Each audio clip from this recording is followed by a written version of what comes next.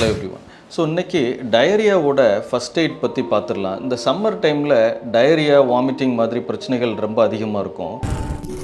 So இந்த டயரியாவால் முதல்ல எல்லா குழந்தைகளுக்கும் வர்ற பெரிய பிரச்சனை வந்து டீஹைட்ரேஷன் தான். ஸோ இந்த ஃபஸ்ட் எய்டு வந்து முதல்ல நீங்கள் வீட்டில் ஸ்டார்ட் பண்ண வேண்டியது ஓஆர்எஸ் மட்டும்தான். ஸோ எலக்ட்ரால் பவுடர் வந்து சாஷெட்ஸில் கிடைக்கும். அது சின்ன சாஷெட் அண்ட் சைஸுக்கு ஏற்ற மாதிரி எவ்வளோ எம்எல் ஆஃப் வாட்டரில் மிக்ஸ் பண்ணணும் அப்படிங்கிறதுமே அதில் ரெக்கமெண்டேஷன் போட்டிருப்பாங்க. அதுபடி யூஸ் பண்ணுங்கள். டெட்ராபேக்ஸ் வந்து நீங்கள் வாங்குறதா இருந்ததுன்னா அது WHO ஓஆர்எஸ்ஸான்னு சொல்லி கன்ஃபார்ம் பண்ணிவிட்டு அதை வாங்குறது பெட்டர். ஸோ குழந்தைங்க வந்து ஒரு 3 டைம்ஸ்க்கு மேலே லூஸ் ஸ்டூல் போகிறாங்கன்னு சொன்னாலே பீடியாட்ரிஷனை கன்சல்ட் பண்ணி அவங்களுக்கு ப்ரோபயாட்டிக்ஸ் அண்ட் ஜிங்க் வந்து ஸ்டார்ட் பண்ண வேண்டியது இருக்கும்.